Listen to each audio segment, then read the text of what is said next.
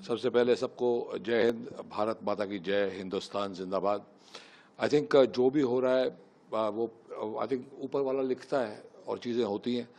तो पाकिस्तान की बुद्धि भ्रष्ट हो गई थी जो उनने लोगों को भेजा कश्मीर में, क्योंकि कश्मीर बहुत तरक्की कर रहा था। आपको मैं बताना चाहता हूँ कि मैं कश्मीर कॉलेज टाइम में गया था और मैंने कसम खाई थी इस धरती में वापस कभी नहीं जाऊँगा, बिकॉज वहाँ के लोग, उनकी थिंकिंग ठीक नहीं लगी थी मुझे। लेकिन अब slowly I think government change होने के बाद, काफ़ी सारी चीज़ें चेंज होने के बाद काफ़ी लोग बदल चुके थे and things were improving drastically. इतने टूरिस्ट कश्मीर जाने लगे थे, मैं भी कभी सोचा था कि क्या पता एक बार फिर कश्मीर जाना पड़ेगा, क्योंकि लोग शायद उन्हें अक्ल आ गई है, शायद सुधर गए हैं। पर ऐसा नहीं हुआ एंड उससे पहले ये हादसा हो गया। ये हादसा पाकिस्तान ने करके बहुत बड़ी गलती की है, क्योंकि पहले बार कश्मीरी भी हिंदुस्तान की तरफ आए हैं। सब पूरा का पूरा इंडिया एक हो गया, हिंदू मुस्लिम सिख ईसाई। एंड ये पाकिस्तान को बहुत ही बड़ी गलती की जो सज़ा भुगतनी पड़ रही है, operation Sindoor, that is just fantastic. मैं पहले ही ट्वीट कर चुका था कि जिसने भी ये नाम दिया उसको मेरी तरफ से कोटि कोटि प्रणाम। ऑपरेशन सिंदूर हमारे दिल को छूता है। लोग बोल रहे हैं मोदी जी ने दिया, तो वो मोदी जी तो खैर इंसान नहीं भगवान टाइप है, इतने ब्रेनी हैं कि आई थिंक डेफिनेटली उनने दिया होगा। जो हमारी दो बेटियां आई हमारे देश की, वो दिखाती हैं, दर्शाती हैं कि हम कितने स्ट्रांग देश हैं। हमारे हिंदू मुस्लिम सिख ईसाई सब एक हैं and that is our India.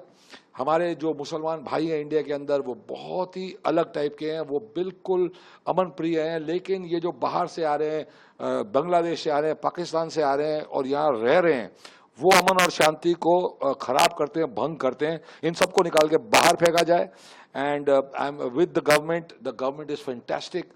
जिस तरीके से उन्होंने रिस्पॉन्ड किया है, जो हमारे बाकी सब जो आर्मी के लोग, नेवी के लोग, एयरफोर्स के लोग, उन्हें जितने भी सल्यूट किए जाएं वो कम है। We are so proud of you all, we are so proud of our ministers, our government, that कोई भी इसके सामने आई थिंक एक भी वर्ड बुरा नहीं बोल सकता। एंड ये सबक सिखाना बहुत जरूरी था, because the whole world is watching. हमने पाकिस्तान को अटैक नहीं किया है, हमने टेररिस्ट को अटैक किया। We try to kill terrorism.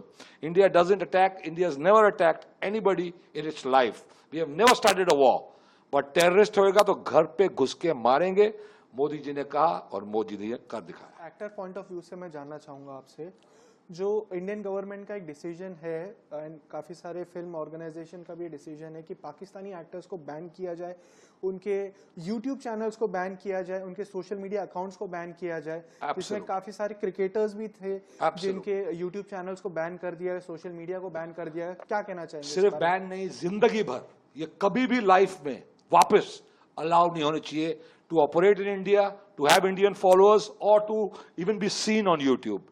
They should be banned for life, जब तक पाकिस्तान के लोग ये नहीं समझ पाए कि हम उनके बाप हैं। India is the father, India is the nation. उसके टुकड़े होते जा रहे हैं, पाकिस्तान बना, बांग्लादेश बना, अब बलूचिस्तान बनेगा। तो this is going to happen.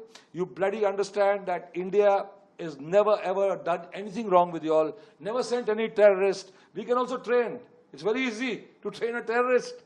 बेचारे गरीब लोग हैं, थोड़े से पैसे दे दो, थोड़े हूर दिखा दो, किसी को हूर नहीं मिलने वाली। हूर में भी वेटिंग लिस्ट चालू हो चुकी है, कोई हूर होती ही नहीं है यार, बकवास बातें हैं ये।